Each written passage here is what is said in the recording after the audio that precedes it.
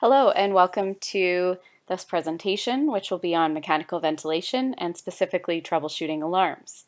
So if you've managed ventilation before, it can be a very scary experience if your ventilator is alarming or if your patient is not doing well and you don't know why. I hope by the end of this presentation you'll have a bit more comfort with some of the steps you can take with troubleshooting if a ventilator is alarming. Now this of course depends again on your equipment, what sort of equipment you have and whether your ventilator has alarms or which alarms are present. But there are some strategies here that would be useful no matter what equipment that you're using. So hopefully that will be helpful for you.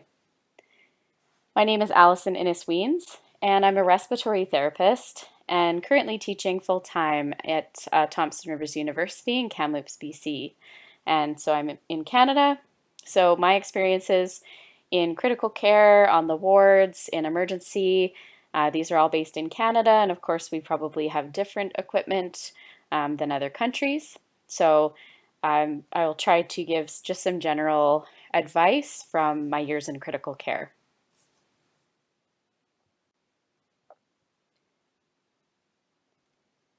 So these are the things that will be covered in this presentation. We're going to look at some initial steps you can take if your ventilator is alarming, common causes for alarms, some troubleshooting steps. And so even if your ventilator is very basic and doesn't have alarms, these are some things that you can do when you're initially trying to figure out what's wrong and how to help your patient. Some troubleshooting suggestions. There's an algorithm called DOPE with now an R at the end of it. And this helps organize your thoughts if you are looking at a troubleshooting situation and you can't figure out what's wrong. This may be helpful. We're going to look at some common alarms and potential causes. So again, these alarms are going to depend on what equipment you have, what ventilator you have. I'm going to be going based off of the ventilator alarms that I've experienced in my practice in Canada.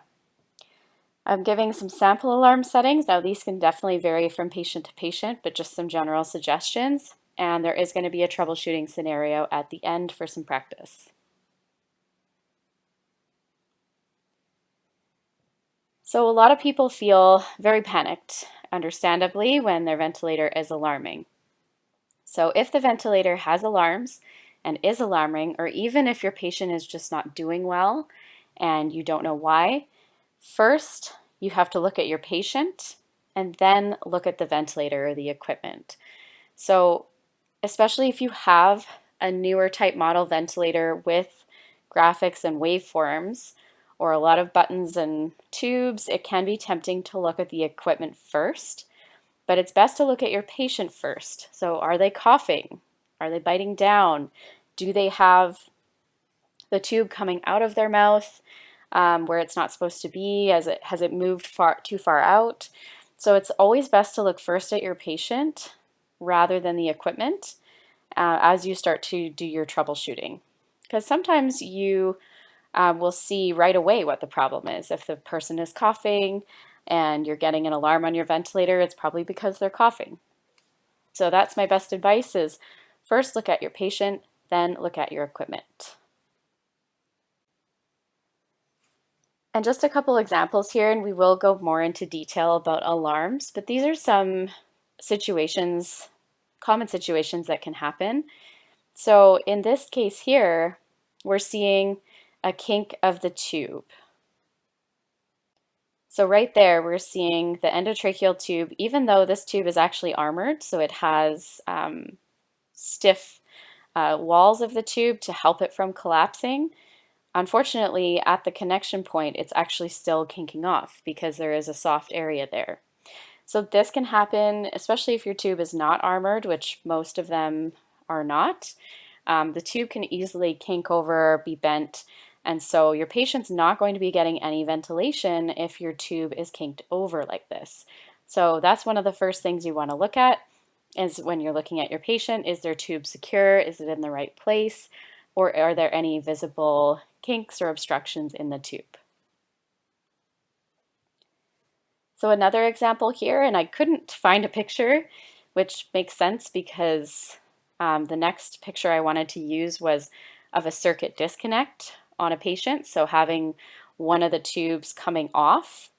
And so it's understandable they would not have a picture of that, because obviously you'd want to have your ventilator connected at all times and you wouldn't want to be taking pictures of your circuit not together. So what can happen sometimes when a ventilator is alarming or when your patient isn't doing well is something has come disconnected. So leaks can be a problem. So if one of your tubes pops off, if you disconnect right at the endotracheal tube connection, sometimes there are little ports that can be left open right here, and that can cause a leak.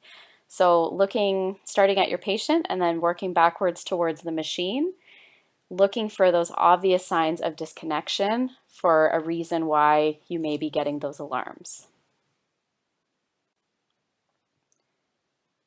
So some common causes for alarms or for a patient not doing well on a ventilator. One of the most common ones is a person coughing. So they have a tube into their trachea. It can be irritating if they are somewhat awake. And they may have a lot of secretions if they have something like a pneumonia. So coughing is very common. You would want to suction that person, clear their airways. And so that can be done usually with an inline suction is what we use in Canada. You may have an open suction where you're having to disconnect the circuit and pass a suction catheter down the tube.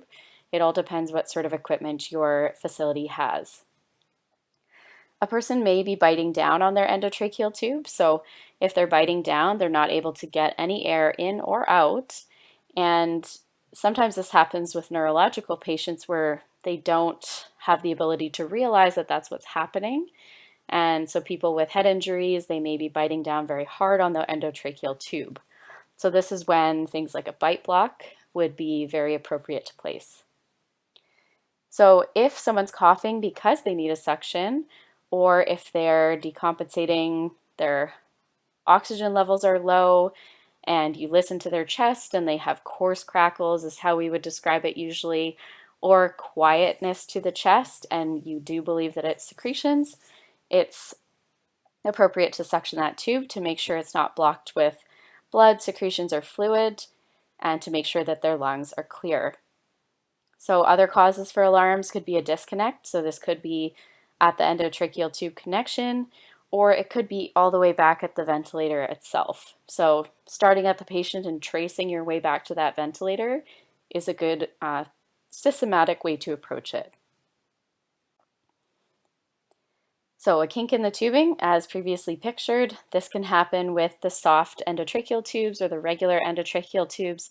It can also happen to your ventilator tubing itself. If it gets squished in a bed rail or the patient's rolled over onto their side, that can cause an obstruction to ventilation.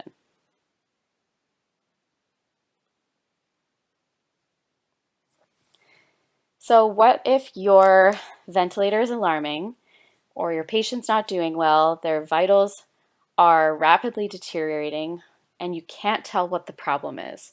What do you do? So this has been complicated with COVID-19, as with everything.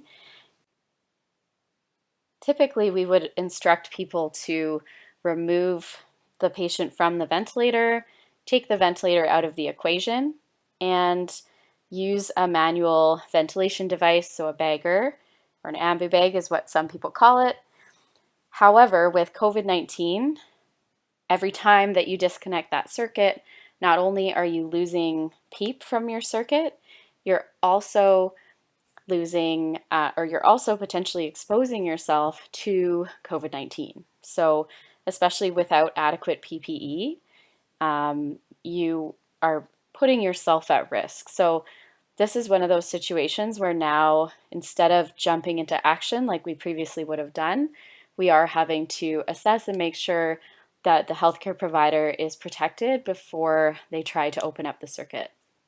So follow your typical hospital protocol for someone with COVID-19 especially, but usually it's very helpful to take the person off and manually ventilate them, because number one, if there's something wrong with your ventilator, you will rule that out, or you will, if you see the patient improve when you start to manually ventilate with a bagger, then you know it may actually be the ventilator itself.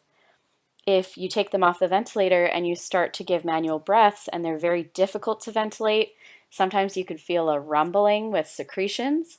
That can help give you a lot of insight about what may be happening to the person's lungs, or whether they're very stiff or difficult to ventilate, whether they feel like they're full of secretions. So manually ventilating can give you a bit more feedback with what may be going on with your patient. Just be aware that you want to make sure that you're adequately protected before disconnecting a circuit. With many hospitals in our area here, there is a policy that anytime we disconnect a ventilator circuit, we would have to clamp the endotracheal tube. There's also some hospitals that require an additional viral bacteria filter in the circuit itself, right about here, and definitely require one on the bagger itself. So this, again, is all dependent on your local hospital's policy, and so please follow that. Just consider that if you can't see the problem and you don't know what to do, and you've tried to suction the patient, you've had a listen, you don't know what's going on, it's usually appropriate, if you're protected, to take the person off and manually ventilate them.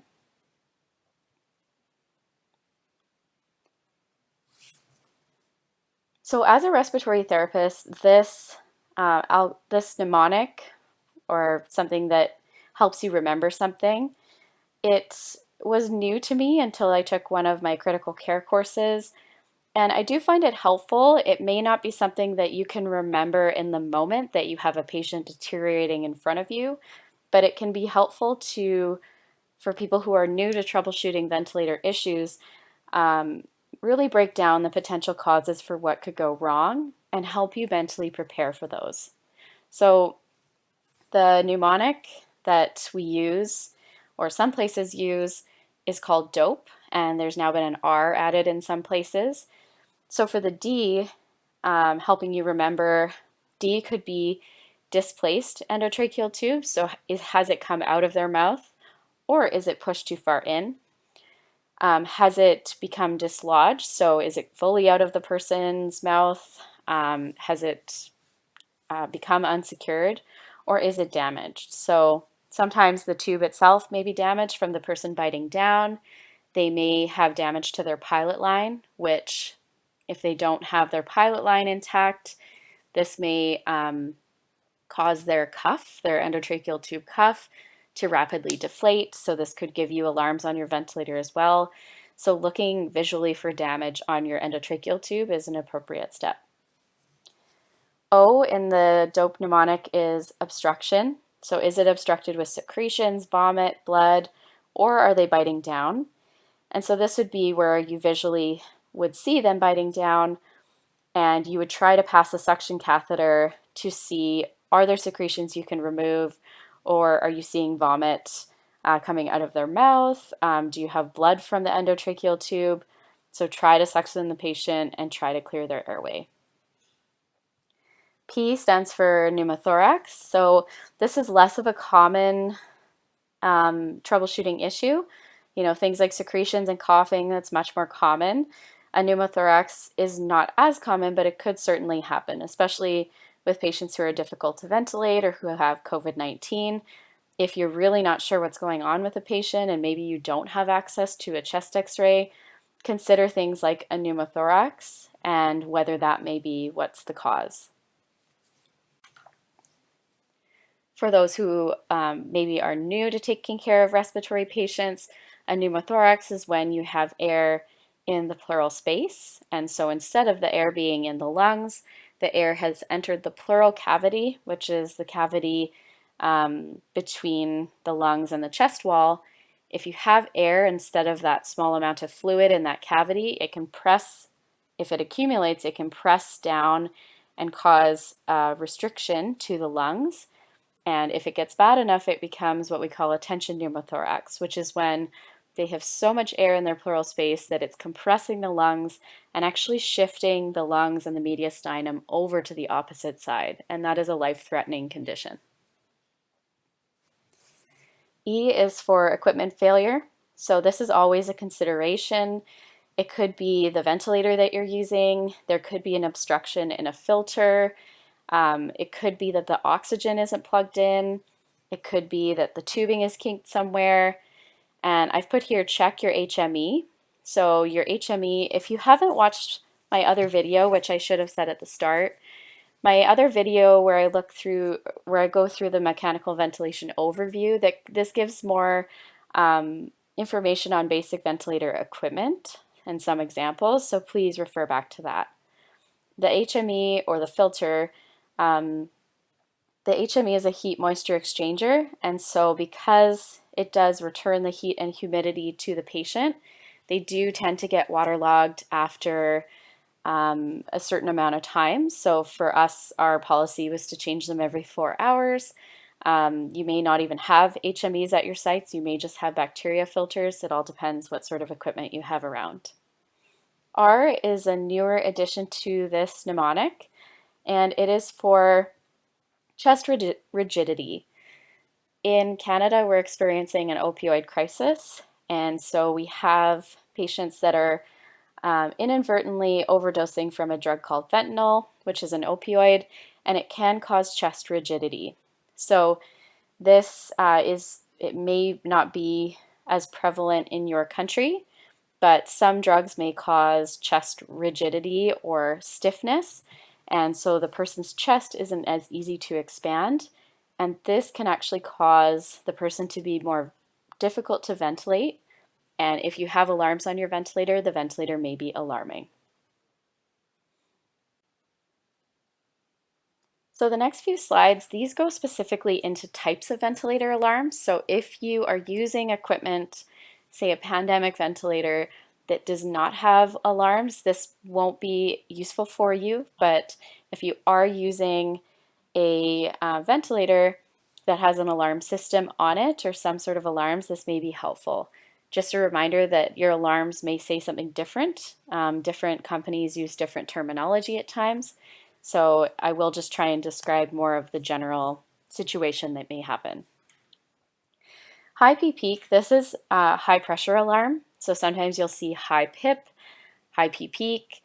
And what this means is that there's high pressure that's being measured in the circuit. So it's not necessarily a high pressure reaching the person's lungs. So again, if you watch my previous PowerPoint, I talk about the difference between peak pressure and plateau pressure. But high pressures in the circuit can be caused by things like coughing. So the person's coughing, they're bearing down or pushing. They may be fighting the ventilator, they may be biting their endotracheal tube. All of those things would be a reason to have high pressure recorded in the ventilator circuit. Because as that person's biting on the endotracheal tube or fighting against the breath going in, the ventilator is trying to deliver a breath and it's meeting that obstruction, and so it's reading a higher pressure. So say you're trying to deliver that tidal volume of 500 milliliters and it's hitting that obstruction or the person's coughing against it, the circuit is going to read a higher pressure. This also could be due to conditions that would decrease your lung compliance. So this would be things like secretions. So you're trying to put that same size of breath into a lung that's full of secretions rather than nicely aerated. That will cause higher pressures. Atelectasis, this is when you have collapse of the alveoli. So if you have a lot of collapse or lobar collapse, this can cause higher pressures on your ventilator. A pneumothorax, so because you have air building up in the pleural space, it can cause a restriction, so it's more difficult for the lung itself to expand because of that air pressing against it from the outside. And so that can increase your pressures on the ventilator as well. And sometimes that is one of the first signs of a pneumothorax, is you're starting to see higher pressures on your ventilator along with vital signs decreasing. So I've drawn a very simple drawing here. It may be harder for you to see this way, but this is just to help with the pneumothorax for those who aren't familiar. So this is your right lung here, this is the heart, and this is your left lung. And where this black arrow is pointing, so this outer line is your chest wall. And so if you imagine a hole in the chest wall, say from a penetrating stab wound, then air is allowed to enter through that hole and it can collect in that pleural space. So the space between your chest wall and your lung is your pleural space. If you imagine that this blue part of the diagram is air here, that is pressing on the lung tissue and making it more difficult to expand. If that's allowed to get even larger,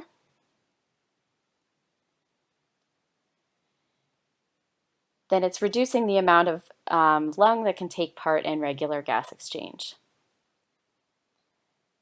Other reasons for increased peak, so this could be increased airway resistance, so this could be from bronchoconstriction seen in things like asthma or COPD. Mechanical causes, this could be your endotracheal tube being placed too low, so if it's down into the right lung, the right main stem intubation, it means you're only ventilating one lung, and so you're going to see higher pressures. Blocked endotracheal tube, as we've discussed, a blocked HME, or a bacteria filter with secretions. This can happen, and it would mean the ventilator is still trying to deliver that breath, but it's meeting that resistance and having a higher pressure in the circuit. Kink tubing, as we discussed. And so again, this is where that DOPE algorithm, and sorry, when I say algorithm, I really mean mnemonic or something to help you remember. So the DOPE, this can help you kind of systematically go through. It may not be reasonable to do in an emergency scenario, but just as you're learning, it may be helpful. Other common alarms here, so low P peak. So this is when you have low pressure in the circuit. Usually it's due to a leak or a disconnect. So sometimes it's because the patient's taking a really large inspiration or a breath in some modes, and it will record too low a pressure on inspiration. That's less common. Much more commonly that it's because of a leak in the circuit or something's become disconnected.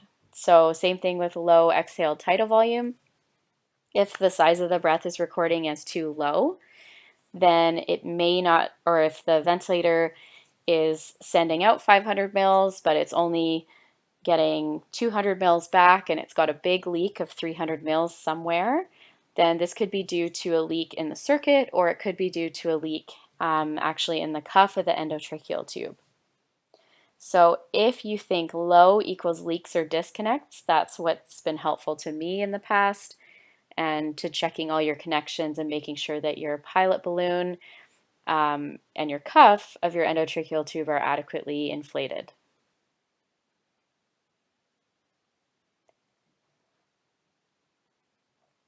So low minute ventilation, recalling that minute ventilation is your tidal volume multiplied by your respiratory rate, so how much ventilation is occurring in the last minute.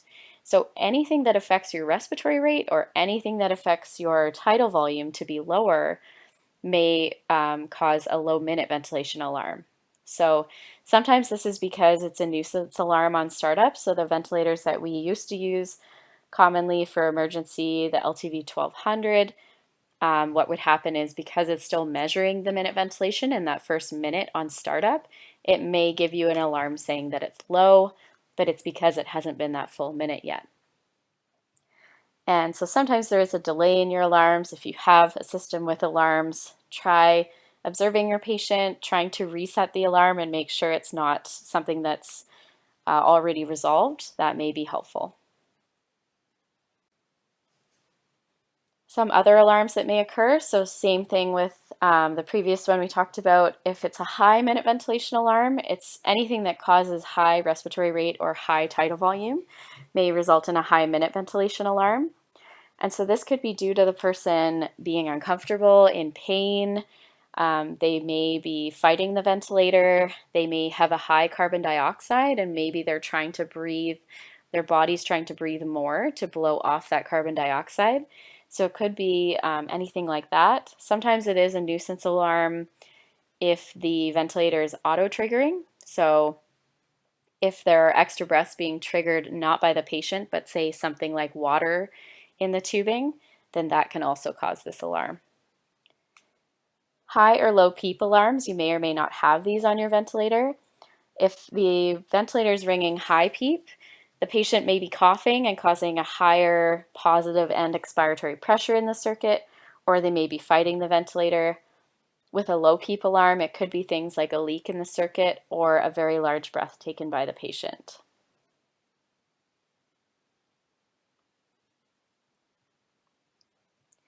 These are just some sample alarms that I provided to the physicians that I previously did this talk for. And this is something that we used for our LTV ventilators. It may not be appropriate for your setting, or you may not have all these alarms, but these are some things just to discuss. So if you have a peak pressure alarm, generally you want to send it high enough that it's not going to be alarming as soon as you put it on the patient and it's only 35, but you don't want it so high that it's unsafe. So recalling from our last presentation, or if you saw my first one, that sometimes if you do a plateau pressure, your plateau pressure or your pressure in your lungs may be at a safe level. So say your plateau pressure is 28.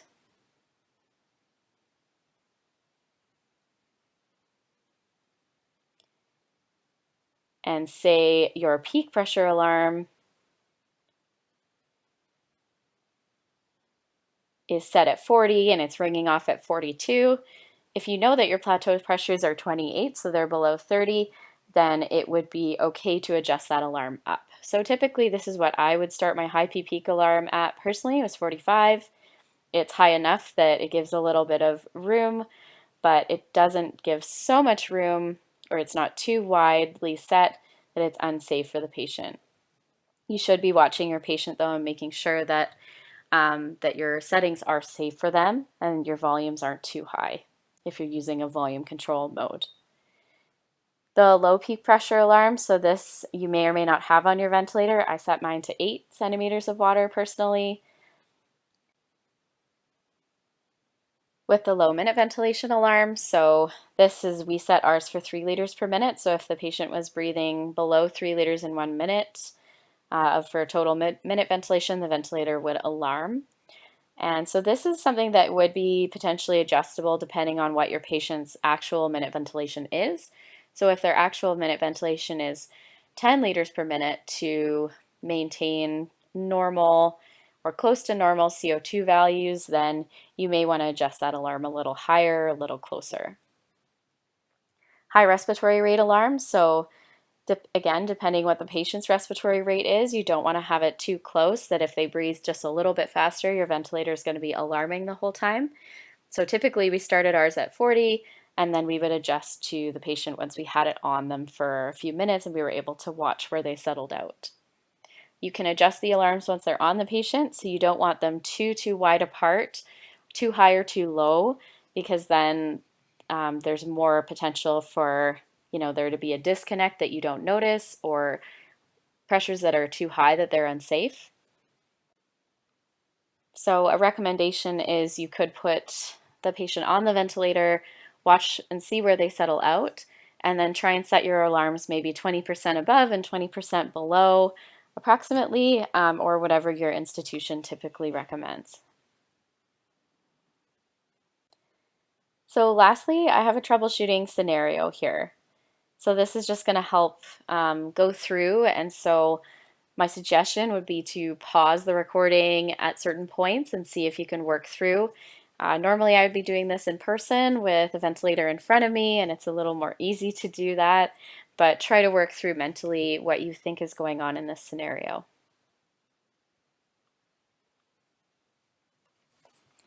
Our scenario is we have a 68-year-old man found unconscious, potentially a cardiac event, and he is not breathing. So CPR was started, and they did get a return of the pulse after several rounds of CPR. This gentleman was intubated in the emergency room on the first attempt, and it was secured 27 centimeters at the teeth. So sometimes we record it at the teeth measurement, sometimes we record at the lip. The more accurate way, at least how I was taught, is to go by the teeth if they are present, because lips may swell, especially with fluids given in the hospital. So the alarms are ringing off high P peak, greater than 45 centimeters of water when you hook this patient up to the ventilator. So what do? Look at your patient and have a listen. So listen to their chest.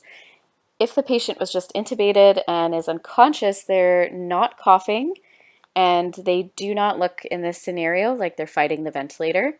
When you have a listen, they sound clear, but they sound quiet to the left base and unequal breath sounds. And that endotracheal tube is secure, so it is present at 27 centimeters at the teeth.